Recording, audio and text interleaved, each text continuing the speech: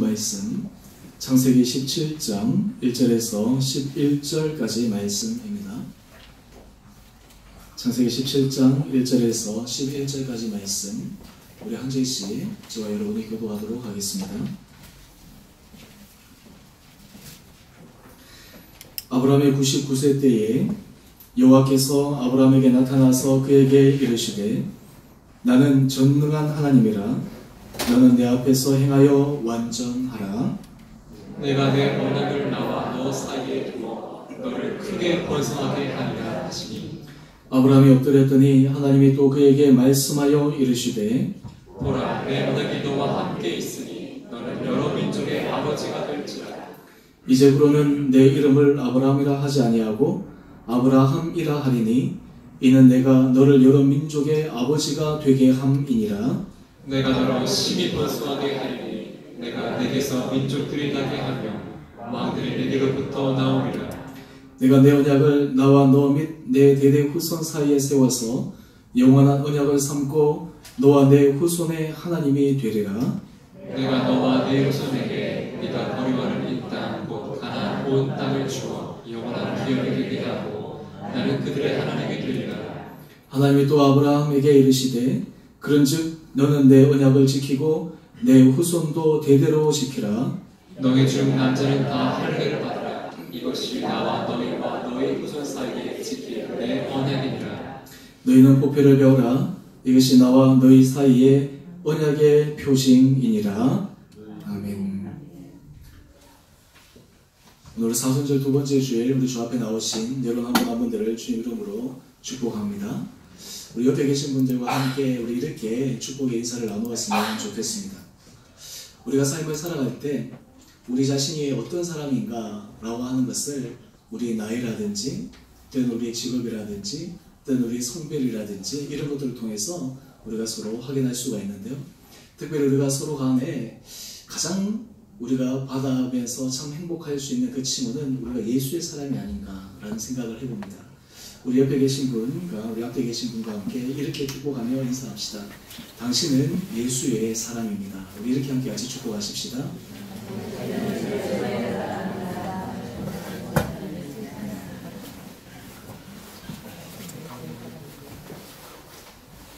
우리 한 사람 한 사람 예수의 사람임을 믿으십니까? 네.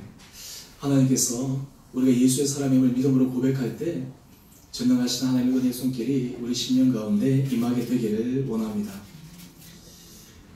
살면서 이름이라고 하는 것이 참 중요합니다. 그 이름대로 된다라고 하는 말도 있고 또 그리고 그 이름이 어떠하냐에 따라서 삶에서 참 많은 영향을 받기도 합니다. 우리가 자녀가 새로 태어났을 때 가장 고민하는 것 중에 하나가 이름을 어떻게 지을까. 특별히 우리나라에는 이 이름이 한자로 되어 있는 경우가 많고 물론 요즘에는 완전히 한글로 짓는 경우도 종종 있는데요. 그 이름에 담겨있는 의미, 뜻 이것이 사실 우리 인생에게 앞으로가 어떻게 살았으면 좋겠다라고 하는 그 부모 그리고 가족들의 간절한 기대들이 담겨있기도 합니다. 성경에 보면 우리가 하나님에 대해서 여러 가지 이름으로 호칭하는 것을 발견합니다. 뿐만 아니라 성경에는 하나님이 어떠한 분이신가 라고 하는 하나님의 속성에 대해서도 우리에게 알려줍니다. 사실 우리가 이러한 하나님의 이름, 하나님의 속성을 우리가 알고 우리가 고백할 때 그 안에 담겨져 있는 그 하나님의 능력을 우리 삶 가운데서 기대할 수가 있게 됩니다. 오늘 우리가 성경에 여러 가지 하나님의 속성과 이름의 의미들이 담겨 있는데 그 가운데 몇 가지를 우리가 함께 같이 살펴보기를 원하는데요. 첫 번째는 여호와 라파입니다. 이 여호와 라파는 병을 치료해 주시는 하나님, 다른 말로 하면 하나님께서 우리 육체의 모든 질병과 연약함을 치료해 주시는 하나님이시다 라고 하는 거예요. 그래서 우리가 여호와 라파라는 이 이름의 고백은 때로 우리가 연약할 때, 때로 우리 몸이 아플 때 이 여호와 라파 되시는 그 하나님을 바라볼 수 있는 바로 그 근간이 되기도 합니다. 여호와 이레가 있습니다. 이 여호와 이레는 무엇입니까? 예비하신 하나님이십니다. 하나님은 준비해 주시는 분이세요. 하나님은 우리가 인생에 있어서 노후 설계라든지 여러 가지 것들을 계획을 하지만 우리보다 더 완벽하게 준비해 주시는 분이 하나님이십니다. 그래서 우리가 여호와 이레 이 하나님을 믿을 때 준비해 주시는 그 하나님의 은혜를 사모하게 됩니다. 또 우리가 여호와 니시, 이 여호와 니시는 무엇입니까? 승리의 깃발 되시는 하나님, 우리의 승리 되시는 하나님, 우리가 삶을 살아갈 때 여러 가지 좌절과 절망 가운데 빠져 있을 때 우리에게 승리를 주시는 분이 하나님이심을 믿음으로 고백하며 나가는 것, 이것이 바로 여호와 니시의 하나님이십니다. 여호와 샬롬이라고 또 있습니다. 우리가 삶을 살아갈 때 참 삶 가운데 예기치 않은 일들이 발생하면 우리 심령이 참 힘들잖아요. 마음이 괴롭고 어려울 때, 그때 우리에게 참된 평안을 주실 수 있는 분이 바로 하나님이심을 고백하는 이 여호와 샬롬의 하나님. 우리가 사실 이 여호와 샬롬의 하나님을 경험하고 고백할 수 있다면 우리 삶 가운데서 어떤 상황 가운데서도 요동치 않는 그런 담대한 믿음이 생기게 될 것입니다. 그 다음에 여호와 라라고 하는 것이 있는데요. 이것은 목자 되신 하나님이십니다. 하나님께서 우리의 목자 되셔서 우리의 모든 인생을 이끌고 가신다라고 하는 거예요. 그 다음에 여호와 찌드케누라고 하는 것이 있는데 의가 되시는 하나님. 사실 요즘 우리 그리스도인들이 깊게 생각해야 될 것 가운데 하나는 우리 하나님은 공의 하나님이시다. 우리 하나님은 의의 하나님이시다 라고 하는 것을 고백할 필요가 있습니다. 그리스도인이기 때문에 더 우리가 이 세상을 의롭고 정직하고 진실하게 살아갈 수 있는 그 근거는 바로 우리가 믿는 하나님이 의의 하나님이시기 때문에 그러합니다. 요즘 우리 사회적으로 미투 운동이 지금 굉장히 많이 확산되면서 여기저기에서 참 그동안 골맞아졌던 거, 숨겨주었던 거 이런 것들이 막 드러나기도 하는데요.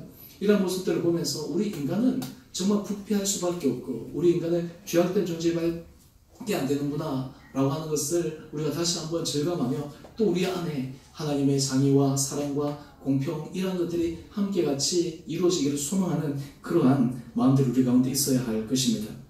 또 여호와 삼마라고 하는 것이 있는데 거기에 계신 하나님이 어느 가운데서 동떨어지거나 부재하시는 하나님이 아니라 거기 계시다라고 하는 거예요. 이것을 다른 말로 하면 임마누엘 하나님으로도 우리가 표현할 수 있는데 하나님은 우리와 함께 하신다. 하나님이 우리와 친히 동행하신다. 어떤 가운데서도 우리를 바라보고 계신다라고 하는 것입니다. 또 우리가 살펴볼 다른 것은 엘로힘. 이 엘로힘이라고 하는 것은 창조주 하나님이십니다. 하나님은 모든 것을 창조하시는 분이시고 모든 것을 주관하는 분이시고 모든 것을 이끌어가시는 분이시기 때문에 우리가 창조주 하나님을 믿게 되면 사실 우리가 어떤 상황 가운데서도 하나님은 무에서 유를 창조하시는 분이신데 우리가 하나님의 창조주 하나님을 바라볼 때 새로운 소망을 가지고 앞으로 나아갈 수가 있습니다.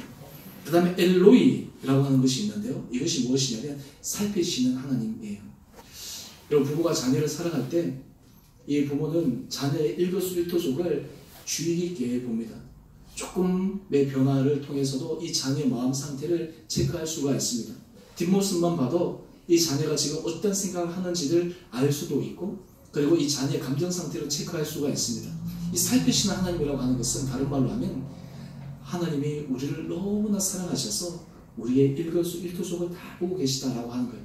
어떤 분들이 살피시는 하나님에 대해서 좀 마음에 부담을 느낄 수도 있습니다. 하나님 좀 안 봤으면 좋겠는데 계속해서 보시니까 이거 뭐 엉뚱한 짓을 할 수도 없고 하지만 하나님께서 우리를 살피신다라고 했을 때는 하나님께서 우리를 얼마나 사랑하시는가라고 하는 것. 사실 하나님 우리를 살피신다고 할 때 우리를 그냥 족쇄에 그냥 옥매기 원하는 것이 아니라 우리 안에 진리 안에서 자유를 경험케 하시는 그 하나님의 은혜를 주님은 우리 가운데 주기를 원하십니다. 그 다음에 마지막으로 우리가 살펴볼 것이 엘샤다이. 오늘 설교의 제목입니다. 엘샤다이. 이 엘샤다이는 바로 전능하신 하나님이십니다. 오늘 전능하신 하나님, 우리가 사실 신앙 고백 가운데 전능하사, 우리 사도신경 가운데서 제일 먼저 우리가 고백하는 고백인데요. 이 전능하신 하나님에 대해서 우리가 고백하긴 하지만 때로는 이 고백의 의미가 무엇인가, 이 전능하신 하나님을 고백할 때 그 고백 안에 우리가 무엇을 담고 무엇을 기대할 수 있는가. 오늘 저는 이 창세기 17장 말씀을 통해서 엘샤다이 전능하시는 그 하나님의 은혜를 함께 나누고자 합니다. 우리가 읽었던 이 창세기 17장은 기독교 신학에서 굉장히 중요한 그러한 중심축을 이루고 있습니다. 오늘 이 창세기 17장 말씀을 통해서 전능하신 하나님의 모습을 우리에게 소개할 뿐만 아니라 이 전능하신 하나님이 우리 삶 가운데서 어떻게 역사할 수 있는지를 한 인물 믿음의 조상 아브라함을 통해서 우리에게 설명해 주고 계십니다. 심지어 이 창세기 17장은 이 히브리서에서는 무려 10번이나 인용을 하고 갈라디아서나 로마서에서도 8번을 인용을 하면서 이 창세기 17장의 중요성에 대해서 이 신약에서 우리에게 알려줍니다. 오늘 도대체 이 전능하신 하나님이 어떤 분으로 이 아브라함에게 드러나셨고 이 전능하신 하나님은 어떻게 역사할 수 있기에 오늘 신학에서 이렇게 중요한 축이 되고 오늘 우리의 삶 가운데서도 이 전능하신 하나님을 바라보아야 되는가? 오늘 우리가 아브라함의 삶을 통해서 이 전능하신 엘샤다의 하나님의 은혜를 함께 같이 묵상하기를 원합니다. 오늘 특별히 이 엘샤다의 하나님이라고 했을 때 제일 먼저 우리가 고백해야 될 고백이 있습니다. 전능하시다라고 하는 것은 우리의 생각과 우리의 이성과 우리의 판단을 뛰어넘어서 역사하시는 분이 바로 전능하신 하나님이라고 하는 거예요. 만약에 우리가 전능하신 하나님이라고 고백하면서 우리가 예측한 대로, 우리가 계획한 대로, 우리가 생각하는 대로만 역사하신다 그런다면 어떻게 우리가 전능하신 하나님이라고 생각할 수가 있겠습니까? 오늘 전능하신 하나님이라고 고백한다는 것은 첫 번째는 하나님은 사람의 생각을 뛰어넘는 전능의 하나님이시다라고 하는 거예요. 전능의 하나님이시라고 하는 것은 우리의 생각을 초월하시다고 하는 거예요. 우리의 기대를 때로는 뛰어넘어서 역사하실 수 있는 분이다라고 하는 것입니다. 오늘 바로 이 전능하신 하나님은 아브라함의 삶을 통해서 보여주셨습니다. 창세기 12장 2절 말씀을 보면 하나님께서 아브라함에게 나타나셔서 내가 너로 큰 민족을 이루고 내가 너에게 복을 주어 창대하게 하리라 라고 말씀을 하셨습니다. 이때 아브라함의 나이가 창세기 12장 4절에 보면 75세였습니다. 우리 성도님들 중에 지금 75세 넘으신 분이 아무도 안 계시죠? 네. 만약에 이 지금 75세에 해당하는 사람에게 하나님께서 찾아오셔서 내가 너에게 큰 민족을 이루고 내가 너에게 복을 주어 창대케 하겠다. 그런데 심지어는 자식이 없는 가운데서 하나님께서 찾아오셔서 말씀하셨다라고 하면 어떤 생각들이 여러분 마음속에 일어나겠습니까? 아브라함이 창세기 15장에 보면 하나님께서 다시 아브라함에게 말씀하십니다. 내가 너에게 복 주어 내가 너를 창대케 하겠다. 이때 아브라함이 하나님께 얘기합니다. 하나님, 나의 상속자는 이 다메섹 사람 엘리에셀입니다. 주께서 내게 씨를 주지 아니하셨으니 내 집에서 길린 자가 내 상속자가 될 것입니다. 지금 이 아브라함이 생각하기에는 하나님 제게 자식이 없는데 하나님 이 일을 이루기 위해서는 우리 집에서 길리온 이 엘리에셀, 내가 신뢰하는 이 사람을 통해서 하나님께서 역사해 주십시오. 근데 하나님께서 이 놀라운 말씀을 아브라함에게 하세요. 창세기 15장 4절에 뭐라고 말씀하시냐면 그 사람이 내 상속자가 아니라 내 몸에서 날 자가 내 상속자가 되리라. 여러분 한번 생각해 보세요.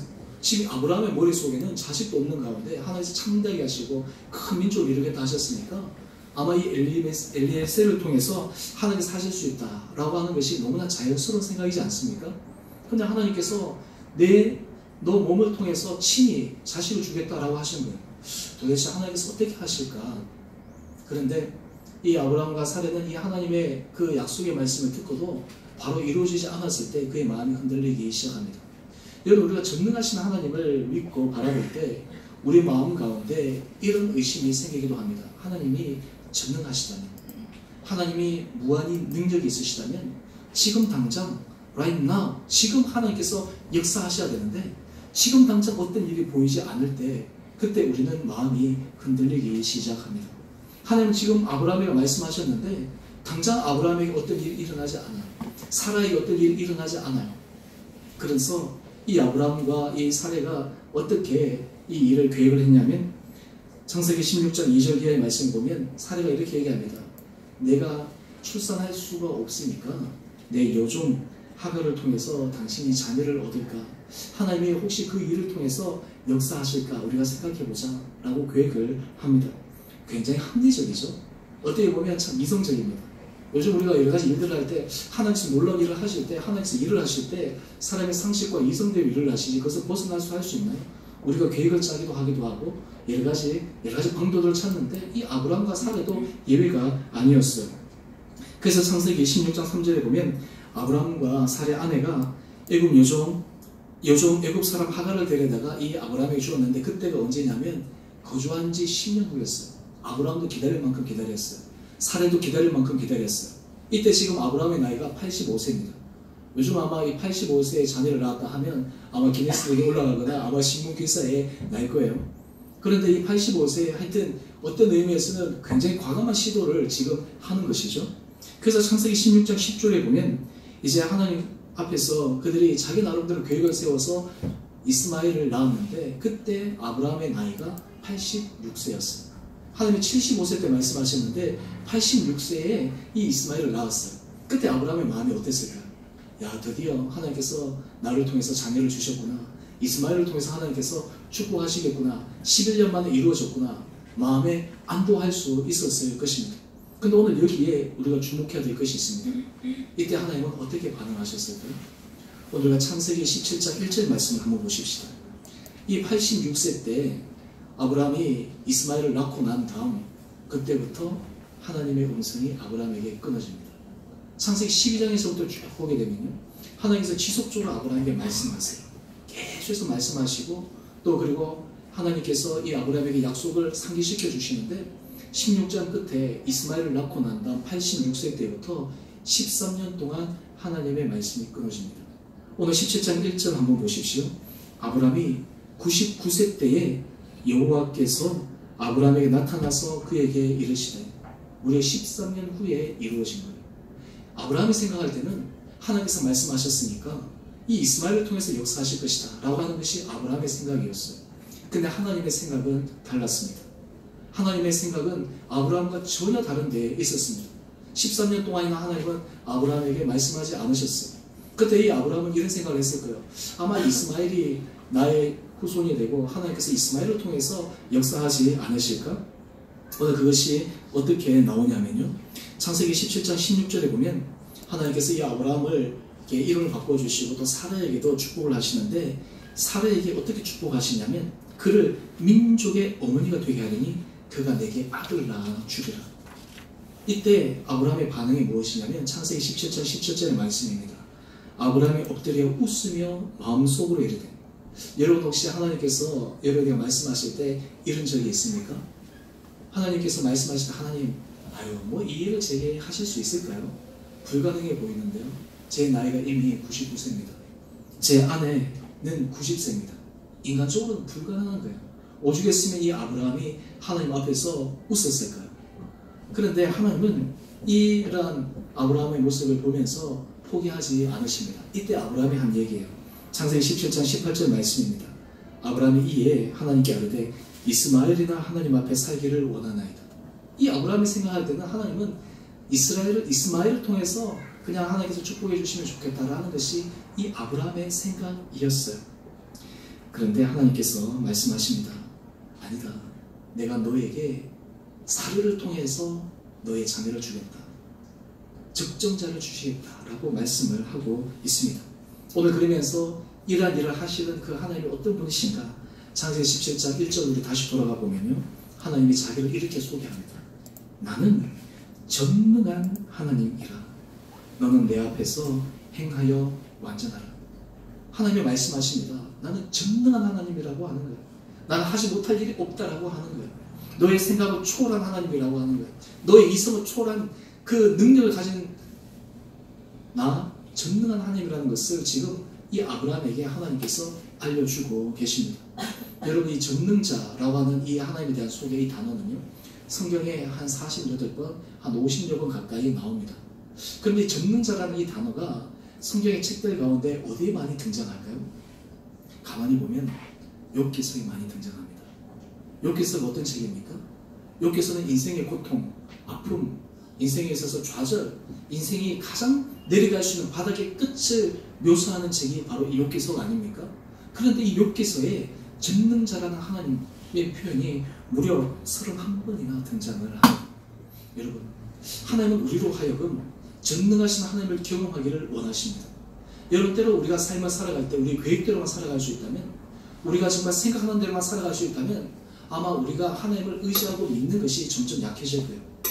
서구에서 가만히 보면 이 신앙의 분포를 보면 유럽이 사실은 이 신앙 안에서 이렇게 잘 가고 있다가 경제가 성장하고 생활이 안정되고 이러다 보니까 사람들이 교회 출석하는 숫자들이 점점 줄고, 여러분 아마 유럽을 여행하시는 분들을 아마 많이 느끼실 텐데요.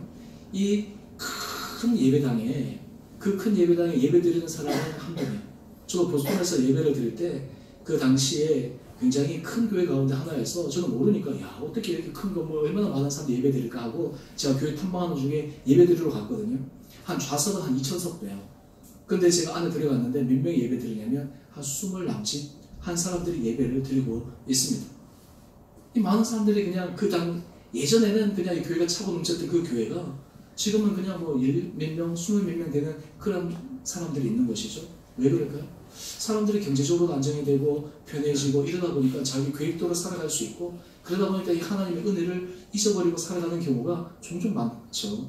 물론 미국에는 항상 교회들이 그렇게 텅 빈 교회가 아니라 부흥하는 교회들도 굉장히 많고 이게 여러 가지 다양한 모습들이 이루어지는데요. 우리가 삶 가운데서 하나님께서 우리의 인생을 때로는 흔들 때가 있습니다. 쉐이킹할 때가 있어요. 근데 그때 우리가 기억해야 될 것이 있습니다. 바로 그때가 전능하신 하나님을 경험할 때입니다. 여러분, 우리 삶 가운데서 예기치 않은 건강의 어려움을 당한다든지, 재정적인 문제에 직면하게 된다든지, 우리가 자녀의 문제로 하나님 앞에 우리가 간구하게 될 때, 그전에 우리 힘으로, 우리 능력으로 할 수 있다고 생각하는 그 순간 하나님 우리 삶을 막 흔드세요. 쉐이킹하세요. 근데 그때는 하나님이 결코 우리를 보라시거나 때는 우리의 삶을 힘들게 하려고 하시는 것이 아니라 전능하신 하나님의 손길을 우리가 경험하기를 원하는 것을 우리는 기대하고 그리고 그것을 바라보아야 합니다. 요즘 여러분의 삶 가운데 어떤 전능하신 하나님의 은혜 손길을 여러분들 기대하기를 원하십니까? 여러분, 많은 사람들이 인생 가운데서 포기하고 낙담하고 절망하고 좌절하고 그냥 주저앉는 이유 가운데 하나는 믿는 사람들이 전능하신 하나님을 고백하지 못하기 때문입니다. 전능하신 하나님을 바라보지 못하기 때문이에요. 지금 현재 일어나는 상황으로 인해서 마음이 낙담하고 마는 거예요. 현재 상황으로 인해서 마음이 흔들려버리고 마는 거예요. 하지만 우리가 전능하신 하나님을 바라보게 될 때 하나님은 우리의 삶을 새로운 믿음의 차원으로 인도하실 줄 믿습니다. 여러분, 우리 삶 가운데서 여러 가지 상황 가운데서 마음이 흔들릴 때 그때 우리가 고백해야 될 것이 있습니다. 하나님은 엘샤다의 하나님이십니다. 하나님은 전능하신 하나님이십니다. 하나님은 이러한 상황을 통해서, 이런 환경을 통해서 전능하신 능력의 손길이 우리 가운데 임하게 되기를 원합니다. 여러분, 아브라함이 99세에 사례가 90세에 아이를 낳는다라고 하는 것은 어떤 의미에서는 초자연적인 그런 현상이고 기적의 은혜이지 않습니까? 그런데 우리가 가만히 생각해 보면 우리 날마다 기적 가운데서 살아갑니다. 우리가 예배 자리에 나올 때 우리가 참여 기도를 드리잖아요. 저는 이 참여 기도를 하고 하나님 앞에 우리의 모습을, 제 마음을 가만히 들여다보면 우리가 하나님 앞에 점점 다가가면 다가갈수록 고통스러운 게 무엇이냐면 우리 안에 가지고 있는 죄악의 모습이에요. 우리 안에 부패의 모습이에요. 겉으로는 우리가 너무나 경건해 보이고 겉으로는 너무나 정결해 보이고 깨끗해 보이는데 우리가 우리 안에 마음에 깊게 들어가 보기 시작하면 얼마나 우리 마음이 추한지. 요즘 우리 사회에서 적폐청산이라든지 미투운동이라든지 이런 것들을 통해서 참 많은 경우에 우리 마음이 참 아프기도 하고 그런데요. 저는 그런 것들을 통해서 이 사회가 새롭게 정화되기를 원하는 마음도 있지만 또 다른 한편에서는 이런 마음도 듭니다. 이런 모든 부분들이, 그런 잘못되고 죄악된 요소들이 결코 우리와 상관이 없는 일일 수 있을까? 내가 만약에 그 자리에 있었으면, 내가 만약에 그런 일들을 감당하고 있었으면 나는 정말 정직하고 진실하게 할 수 있었을까? 오늘 사실 우리 많은 그리스도인들이 이 땅 가운데서 삶을 살아가면서 하나님의 말씀을 끝까지 준행하고 지키지 못하는 이유 가운데 하나가 무엇이냐면 전능하신 하나님을 믿지 않기 때문에 그렇습니다. 내가 지금 한번 거짓말하면, 내가 지금 내 마음을 한번 속이면, 내가 지금 그냥 눈 한번 딱 감으면 이것을 넘어갈 수 있는데 내가 그렇게 하지 못하는 이유 가운데 하나는 전능하신 하나님을 믿지 못하기 때문에 우리가 때로는 여러 가지 일들 가운데서 타협하기도 하고 넘어질 수도 있다라고 하는 것입니다. 저는 바라기는 이 사순절 기간에 특별히 여러분 전능하신 하나님을 바라볼 수 있는 믿음이 여러분 가운데 생기게 되기를 주님의 이름으로 축원합니다. 이 전능하신 하나님은 단지 구약에서 아브라함을 통해서만 역사하신 것이 아니라 신약의 말씀을 통해서만 역사하신 것이 아니라 오늘 우리 삶 가운데서도 역사하십니다. 하나님 우리 삶 가운데도 친히 좌정하시고 우리 삶 가운데 친히 하나님께서 함께 하셔서 우리 생각과 이성을 초월해서 하나님의 놀라운 은혜 역사를 이루어낼 줄 믿습니다. 이런 기대와 소망을 우리가 갖고 있을 때 우리는 하나님의 손을 온전히 붙들면서 나갈 수 있게 됩니다.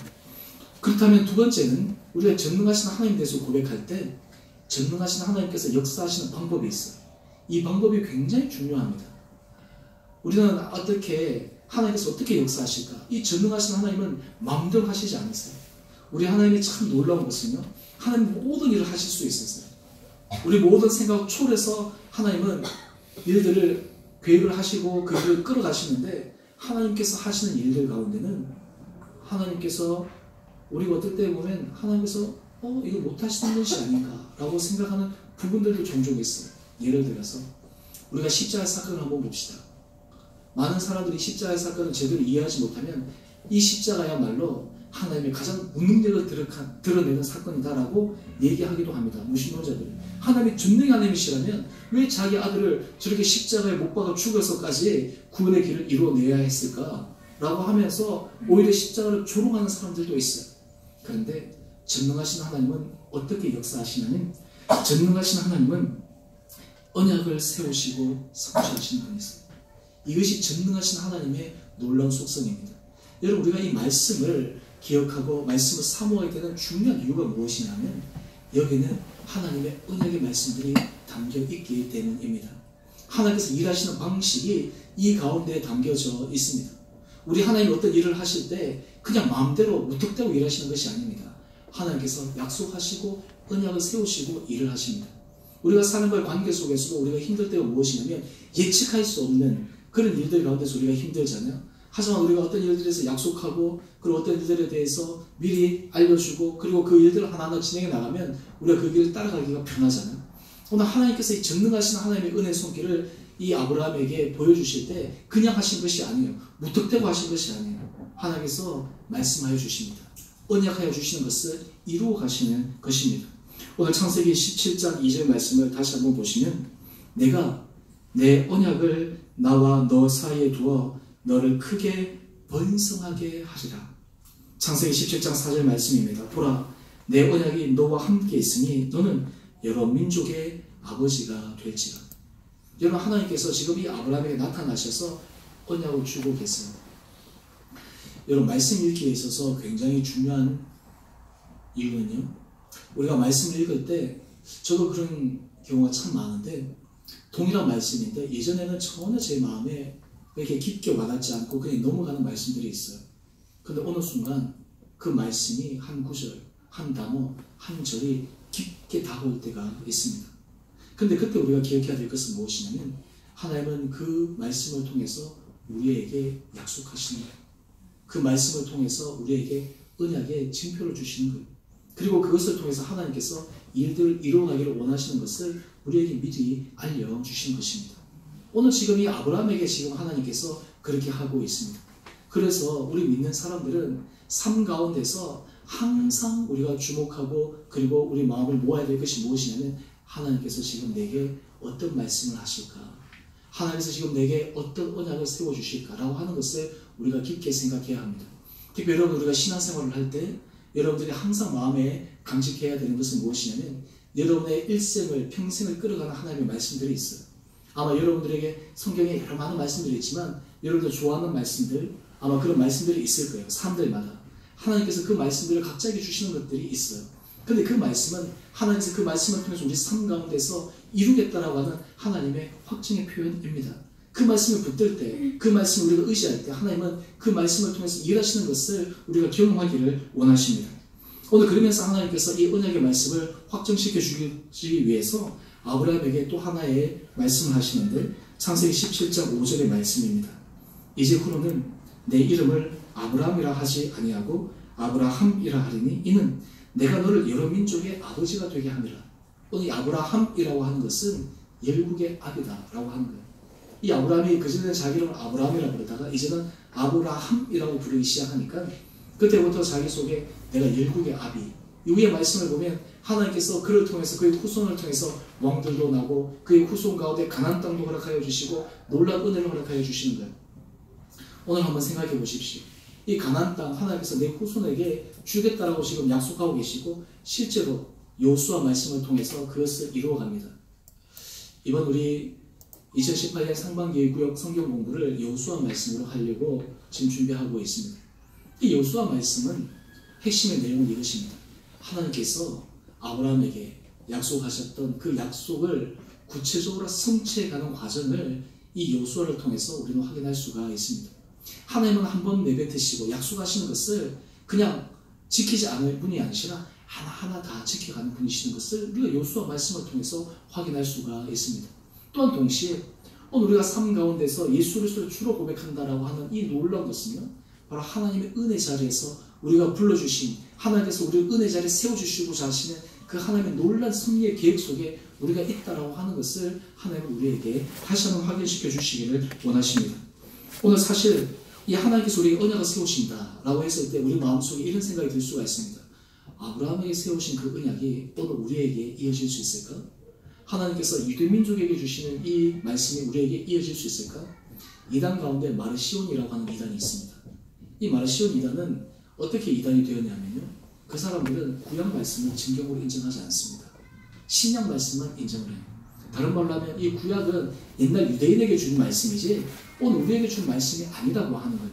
그런데 오늘 이 말씀을 우리가 다르게 해석해야 됩니다. 갈라디아서 3장 28절, 29절 말씀을 보면 사도 바울은 이것을 이렇게 이야기를 합니다. 유대인이나 헬라인이나 종이나 자유인이나 남자나 여자나 다 그리스도 예수 안에서 하나이니라. 너희가 그리스도의 것이면 곧 아브라함의 자손이요 약속대로 유업을 이을 자니라.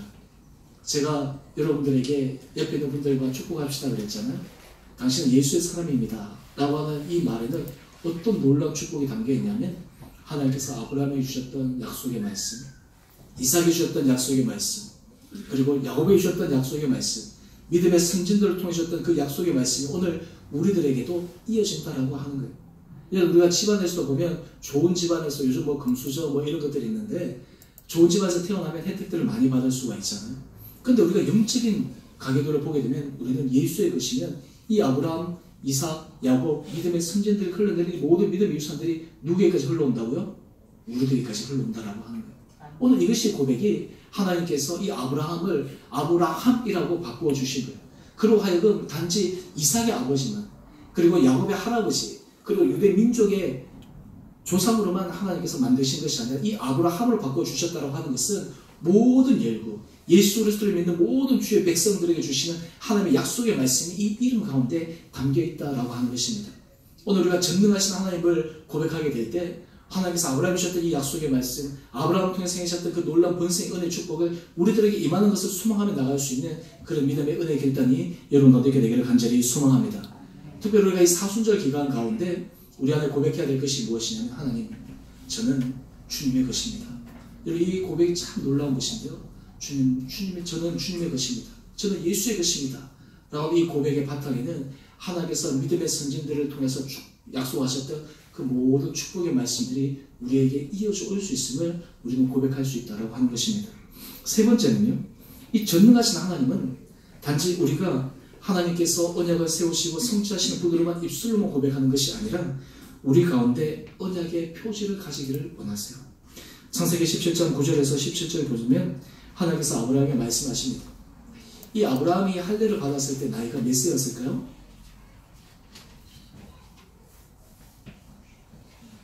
우리가 흔히 생각할 때 아브라함이 믿음의 조상이니까 할례가 아브라함이 그냥 어린 시절에 받았다라고 생각할 수 있는데, 아브라함이 할례를 받았을 때 나이가 99세예요. 이 99세에 지금 할례를 받은 거예요. 오늘 지금 그러면서 이야기를 합니다. 너희 중 남자는 다 할례를 받으라. 이것이 나와 너희와 너희 후손 사이에 지킬 내 언약이니라. 아브라함이 99세 때 이 할례가 하나님 앞에 내가 하나님의 백성입니다. 내가 하나님의 사람입니다. 내가 하나님께서 약속하신 그 약속의 말씀을 하나님께서 내 삶 가운데 이루겠습니다. 이 약속의 말씀이 내뿐만 아니라 내 후손 대대까지 미칠 그 상징적인 표현이 바로 이 할례라고 하는 거예요. 물론 이 할례의 의식은 남자들에게 행하는 의식인데, 오늘 이 할례의 의식은 단지 유대인들은 그 하나의 의식만 생각했어요. 그래서 이 할례를 받는 것이 그들에게는 선민의 하나의 상징이었고, 심지어는 초대교회에 이방인들이 예수 그리스도를 믿었을 때 구원의 조건 가운데 하나로 이 할례 문제로 심각하게 논쟁하기도 했습니다. 그런데 하나님께서 이 할례라고 하는 것은 무슨 의미로 이 아브라함에게 주셨냐면, 하나님의 언약의 약속을 반드시 성취하겠다라고 하는 표현이에요. 하나님께서 그 말씀을 반드시 이루겠다라고 하는 거예요. 그래서 이 할례라고 하는 것이 이 신약에서 사도 바울은 그것을 어떻게 확대해서 재해석하냐 하면 바로 갈라디아서 6장 15절 말씀입니다. 사도 바울이 이렇게 이야기를 합니다. 갈라디아서에는 이 할례에 대해서 강한 논쟁에 대해서 이 사도 바울이 반박하는 말씀들이 나오는데요. 할례나 무할례자가 아무것도 아니로되 오직 새로 지으심을 받는 것만이 중요하니라. 우리가 하나님 앞에서 하나님의 백성이다, 하나님의 자녀다 라고 했을 때 새로 지으심을 받는 흔적들이 있는 것이 필요하다라고 하는 거예요. 그것이 바로 하나님의 언약의 백성이라고 하는 것을 확인시켜 준다라고 하는 거예요. 이것을 보다 구체적으로 사도 바울은 이렇게 얘기합니다. 갈라디아서 6장 17절의 말씀입니다. 이후로는 누구든지 나를 괴롭게 하지 말라. 내가 내 몸에 무슨 흔적요? 예수의 흔적을 지니고 있노라. 물론 여기서 예수의 흔적이라고 했을 때 이 사도 바울은 자기가 예수 그리스도의 복음을 전하면서 당했던 수많은 고문의 흔적, 육체적인 흔적, 스티그마 이런 것들도 얘기해 줄 수 있고, 더 중요한 것은 그의 삶과 그의 마음과 그의 모든 삶의 전반에 남아있는 예수의 흔적입니다. 여러분, 오늘 우리가 하나님의 백성, 주님의 것입니다 라고 했을 때 우리에게 예수의 흔적이 있습니까? 우리의 심령 가운데, 우리 삶 가운데 이 예수의 흔적이 우리 삶을 온전히 주장할 수 있는, 사람들에게 보여줄 수 있는 그 증표가 우리에게 있습니까? 우리가 보면 주일날 교회 와서 예배를 드릴 때만 우리가 예배 드리고 일상의 삶을 나가면 그 사람이 크리스찬인지 구별되지 않는 썬데이 크리스찬처럼 살아간다면 이 예수의 흔적이 우리 가운데 있다라고 있다라고 자신 있게 얘기할 수가 없어요. 우리가 말로는 아브라함의 그 은혜의 축복에 받은 자다라고 얘기하면서 우리 가운데 그것을 확인할 수 있는 예수의 흔적이 없다면 어떻게 우리가 하나님의 은혜의 백성이라고 하는 것을 우리가 힘주어서 얘기할 수가 있겠습니까? 우리가 특별히 이 사순절 기간을 보낼 때 우리는 주님께서 우리로 하여금 하나님께서 주시는 그 축복의 언약의 백성임을 우리의 삶 가운데 예수의 흔적을 통해서 드러나기를 원하세요. 이 예수의 흔적을 통해서 우리 삶 가운데서 하나님의 백성임을 확인하기를 원하세요. 요즘 여러분 그 공감보고 말씀서 계속 읽고 계십니까? 네? 아마 개수에서 하신 분도 있으시고요. 또 아마 중간에 또 놓치신 분도 있으신데 제가 개수에서 이게 강조할 텐데요. 작년에는 좀 거의 참석하시는 분이 거의 한 80%, 거의 한 90% 가까이 됐는데 올해는 우리 모든 성도님들이 참석할 수 있기를 소망하고 있습니다. 제가 새벽기도 때 이 두 장 가운데 한 장 읽고 제가 말씀을 전하는데요. 이 새벽에 교도하면서 읽는데 한 장 읽어도 교독해도 시간이 한 5분 남짓 내외로 걸려요. 여러분 하루에 우리가 하나님의 말씀 그 읽는데 10분, 15분 우리가 투자 못하겠습니까? 그 10분, 15분 우리가 하나님의 말씀을 읽을 때, 그 말씀을 묵상할 때 그 말씀이 우리 삶 가운데 예수 그리스도의 흔적이 되어서 하나님의 은혜의 축복 안에 있다라고 하는 것을 우리가 증표로 내세울 수 있지 않겠습니까? 오늘 우리가 전능하신 하나님이다 라고 우리가 믿음으로 고백할 때 이 전능하신 하나님은 결코 추상적인 하나님으로 우리에게 다가오는 것이 아니라 우리에게 말씀의 증표로, 그리고 말씀을 우리에게 읽는 예수 그리스도의 흔적이 우리 심령 가운데 임할 때 하나님께서 우리를 통해서 놀라운 은혜 구원의 역사를 이루어줄 줄 믿습니다. 요즘 여러분의 삶 가운데 때로는 마음이 지치기도 하고 힘들기도 하고 여러 가지 어려운 그런 문제에 직면할 때 여러분 꼭 기억하셔야 됩니다. 우리가 믿는 하나님은 전능하신 하나님이십니다. 우리가 고백하신 하나님은 엘샤다이 하나님이십니다. 지치고 낙마하는 그 순간 전능하신 하나님을 바라볼 때, 오늘 우리 구자성 집사님 기도 가운데 고통 가운데 십자가를 바라볼 때, 그 십자가를 바라볼 때 우리에게 힘이 되는 그 은혜와 능력, 이것이 하나님께서 우리에게 알고 깨닫고 체험하기 원하시는 전능하신 하나님에 대한 믿음의 고백입니다.